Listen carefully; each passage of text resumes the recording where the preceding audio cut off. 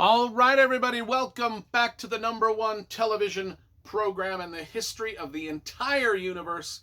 I am Brian Lee Durfee, author of The Forgetting Moon, The Blackest Heart, and The Lonesome Crown. All three books published by Simon & Schuster's Saga Press.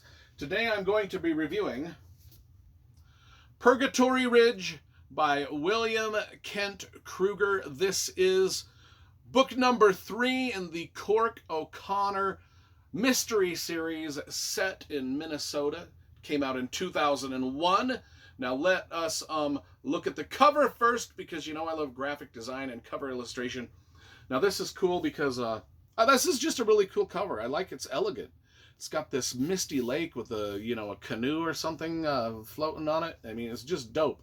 And all the William Kent Krueger novels are pretty cool, and I'll pan over here through my massive library to the William Kent Krueger Cork O'Connell mystery series. I got all the books right there. I think there's about 20 books in the series now, and we are reviewing book 3. Now, if you want to watch my review of books 1 and 2, all you need to do is type in my last name, Durfee, and then William Kent Krueger's name. Type those things into your YouTube search bar, and those video reviews will magically appear upon your computer screen or your television screen, or maybe even your phone. I'm not here to judge what you do and how you watch the internet. It's not for me to judge. Anyway, this book was inspired by the 1966 sinking of the ore freighter Daniel J. Morrell in Lake Huron. Kind of like the Edmunds Fitzgerald. This boat just done sunk. And there was one, but unlike the Edmund Fitzgerald, there was a lone survivor. And this book was kind of inspired by that event. So we open up in 1986 on the fictional ship Teasdale, which represents the real ship that sunk in 1966. And anyway, this Teasdale ship, it sinks also on Lake Huron.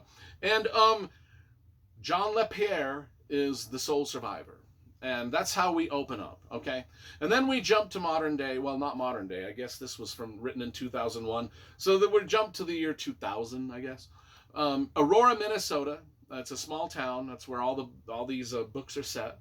The Cork O'Connor books. And so in nearby Aurora, near Aurora, there's an expanse of white pines sacred to the Anishinaabe Indian tribe.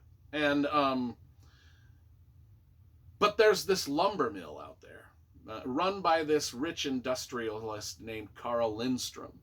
And so clearly that's going to set tensions high when we've got this forest that is important to the native peoples, and then we've got this rich billionaire industrialist wanting to strip the wood from the forest with his big lumber mill. And then we have a murder happen. Yes, there's an explosion out at the lumber mill, and one of the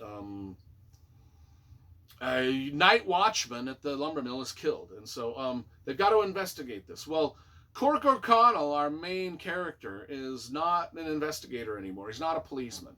But he kind of gets wrapped up in this investigation, much to the chagrin of his family. And one of the things I like about this series, same as I like about the C.J. Box Joe Pickett series, is we get to know Joe Pickett's family throughout those series of novels. And we get to know Cork O'Connell's family and the dynamics of that family throughout, so far, the first 3 books. And like they said, there's 20 books or some odd in the series.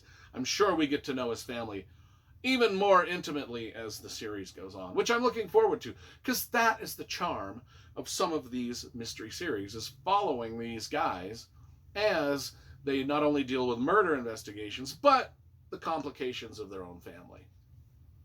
Much like I enjoyed The Sopranos, not because it was just about mafia guys, but it was also about Carmela Soprano and Meadow Soprano and DJ Soprano, or whatever that kid's name was. Anyway, you know what I'm talking about. So anyway, Cork O'Connell, much to the dismay of his family, because they don't want him to be doing police stuff. They just want him to be a dad.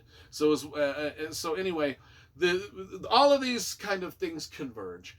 The sole survivor of the shipwreck, John LaPierre, the Forest, the Carl Lindstrom, who did it, and by the way, the shipwreck survivor is, he's all of these characters. Who's the murderer, right? What's going on in this series? And that's pretty much it. I mean, I can't really give away much more than the plot than that. And the writing style is very, very, very crisp, very good.